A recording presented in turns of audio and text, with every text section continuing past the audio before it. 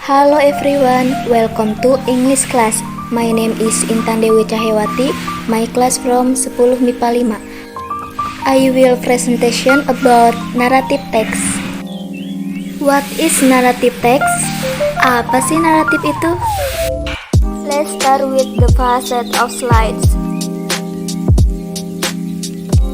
A narrative text is an imaginative story to entertain people. Jadi, naratif teks adalah cerita imajinatif yang bertujuan untuk menghibur orang. Types of narrative text. Narrative text is usually imaginary or fictional story not real, such as dongeng or fairy tale, cerita rakyat or folktale, mitos or myth, fable or fable, legenda or legend. Jadi, teks naratif ini berupa cerita imajinasi atau fiksi tidak nyata, seperti dongeng, cerita rakyat, mitos, fabel, dan legenda. The first, dongeng or fairy tale, which is usually referred to as a fairy tale or children's story, contains many miracles in the story, characters, and often contains a moral message.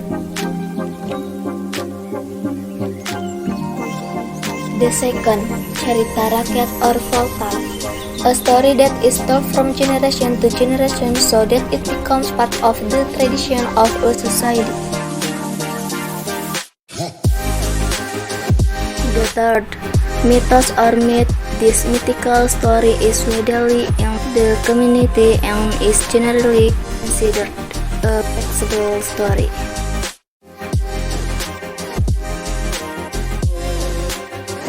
The fourth, fable or fable stories that describe animals, and legenda or legend, folklore that describe how the origin of the flesh happened.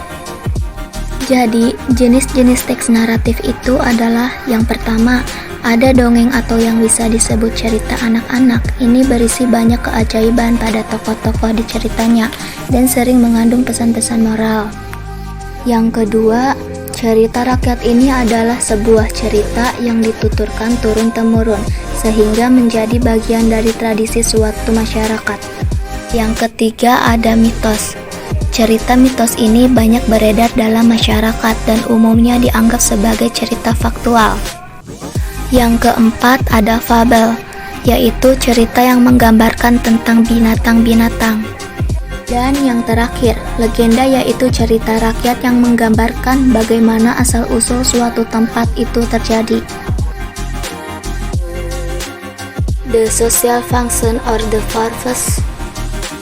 The social function and the purpose of the narrative text is to amuse or entertain the reader with story. Jadi, fungsi dan tujuan sosial dari teks naratif ini adalah untuk menghibur atau menghibur membaca dengan sebuah cerita. Generic structure of narrative text. The first, orientation. The second, complication. The third, resolution. And the fourth, reorientation optional. Generic structure of narrative text. The first, orientation. Orientation, or commonly called the introduction, context about who the character, when, where a story is set. The second, complication. Complication tells the beginning of problem that cause the fix of the problem or what is commonly called the climax. The third, resolution. This section is the end of the story or a solution to the problem that occurs. Problem can be solved for better or worse. It will make the story have a happy ending or vice versa. And the fourth, reorientation optional. Section is the closing of a story that is optional. Reorientation can contain moral lesson, suggestion, or teaching from the author. Jadi, struktur generik teks naratif itu yang pertama orientasi.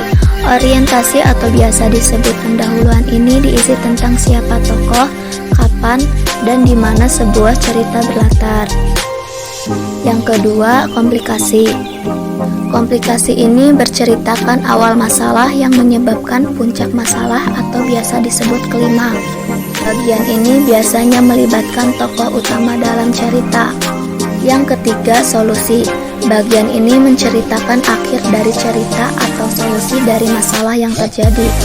Masalah dapat diselesaikan dengan baik atau buruk yang akan membuat cerita memiliki akhir yang baik atau sebaliknya. Yang keempat, orientasi ulang. Bagian ini adalah bagian penutup sebuah cerita yang bersifat opsional, yaitu boleh ada, boleh tidak. Orientasi ulang dapat berisi pelajaran moral, saran, atau ajaran dari penulis. Linguistic features of narrative text. The first, using action verb in the past tense. Past tense verb, they lived in village. He was a poor farmer. The second, using certain nouns as personal pronouns I, you, they, we, she, he, it. The third, using adjective that from noun phrase, such as beautiful, ugly, fragrant, beautiful, old, young. The fourth, use a junction to order, often, then, soon, before, often, as soon as. The fifth, using direct phase uses now, said Laras. Using indirect phase, the old woman said she didn't find daring. The sixth, use adverbs such as heavily, carefully.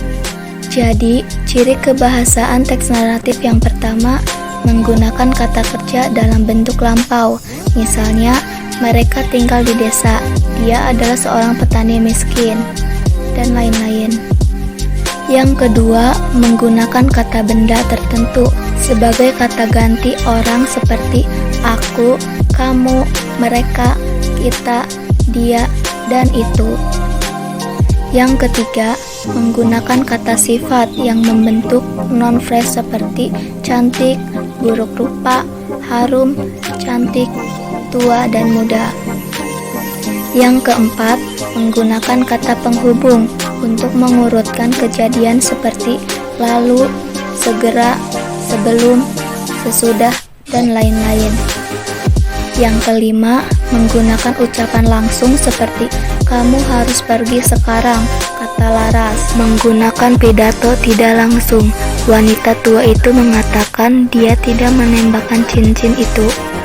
Dan yang keenam, gunakan adverb seperti gembira, hati-hati, dan lain-lain.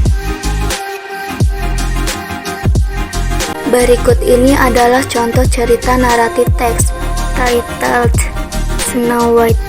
Jadi Snow White ini termasuk ke dalam jenis naratif teks, yaitu fairy tale. Mari kita analisa generic structures dalam cerita tersebut. Dimulai dari paragraf yang pertama. Once upon a time there lived a little named Snow White. She lived with her aunt and uncle because her parents were died. Nah, dalam paragraf pertama ini masuk ke dalam orientation. Mengapa paragraf pertama ini disebut paragraf orientation? Karena dalam paragraf pertama ini mulai diperkenalkan para tokoh-tokohnya. Nah, di situ tokohnya ada Snow White. Terus kemudian diperkenalkan juga tokoh-tokoh yang lainnya, contohnya seperti her aunt and uncle. Sedangkan paragraf kedua, ketiga, dan keempat itu masuk ke dalam paragraf complication. Mengapa disebut paragraf complication? Karena mulai paragraf kedua sampai dengan paragraf keempat itu permasalahan-permasalahan mulai muncul. Selanjutnya paragraf terakhir atau paragraf yang kelima itu masuk ke dalam resolution. Mengapa paragraf terakhir termasuk ke dalam resolution?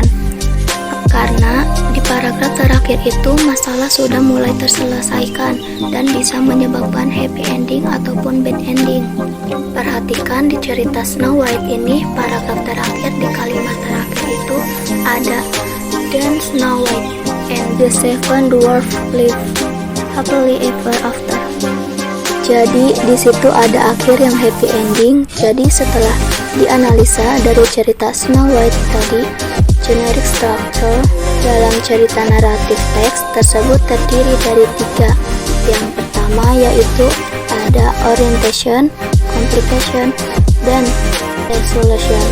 Sedangkan reorientation dalam cerita Snow White tersebut tidak masalah, karena reorientation bersifat opsional, jadi tidak harus. That's all I can say. Hopefully it can be useful. Thank you all.